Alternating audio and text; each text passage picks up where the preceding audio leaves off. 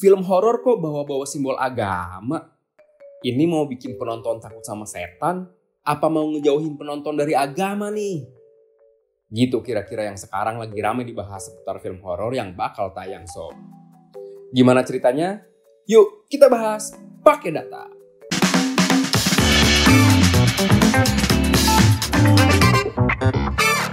Jelang lebaran ini dunia perfilman kita ramai banget sob. Sebab ada beberapa film horor yang dikecam, bahkan bakal diboikot. Nih daftar filmnya.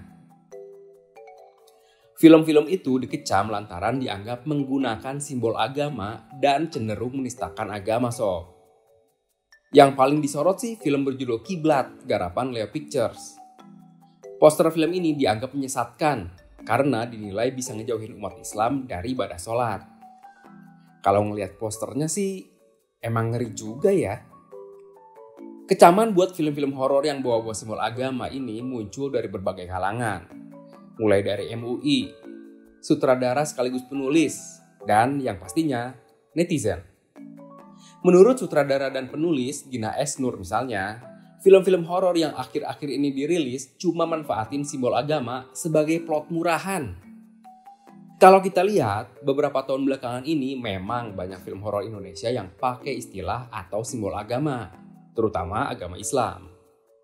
Simbol itu mulai dari kata atau istilah, seperti kiblat, makmum, dan lain-lain. Ada juga yang pakai atribut ibadah, kayak mukena atau tasbih. Bisa dibilang, tren ini marak setelah adanya film horor berjudul Makmum pada 2019. Selain kiblat, ada juga nih film berjudul Kanzab, Si Jin, Tasbih Kosong, dan lain-lain. Kira-kira kenapa ya para pembuat film horor itu gunain simbol agama di film horor? Jawaban singkatnya sih, biar filmnya laku sob, biar cuan. Loh kok gitu? Ya karena agama itu relate banget sama kehidupan masyarakat kita sob. Menurut data dari Pew Research Center, Indonesia nempatin posisi ke-7 sebagai negara paling religius.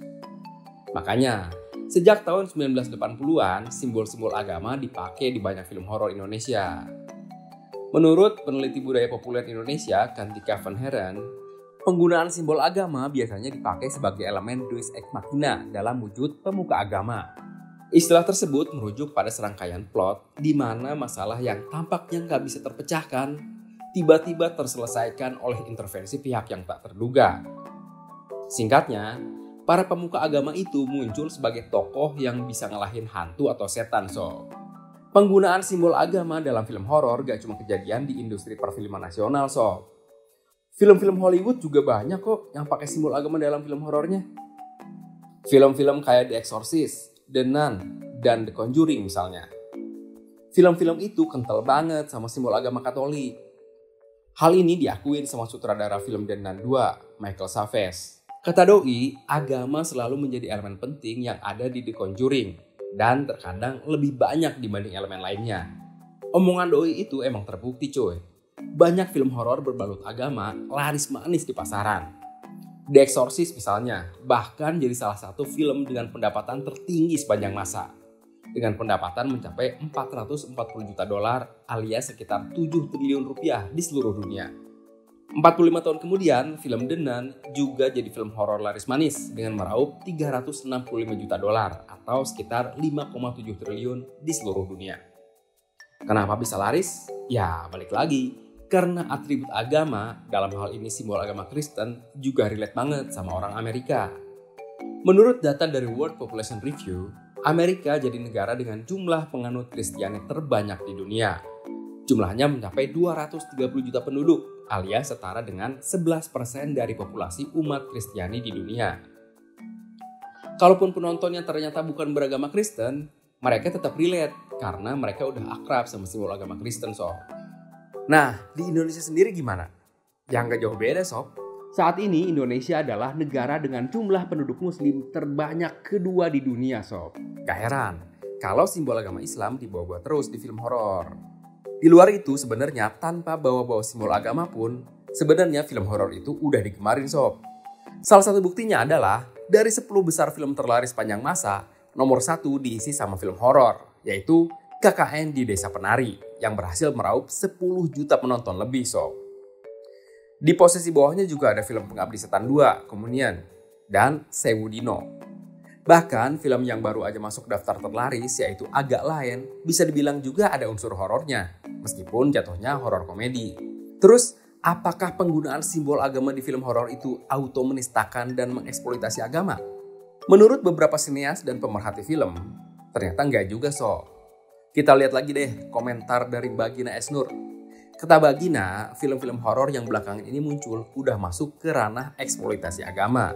Sebab kebanyakan dari film horor itu cuma gunain sholat, doa, zikir, dan lain-lain buat jadi plot device murahan buat jumpscare karakter yang diganggu setan.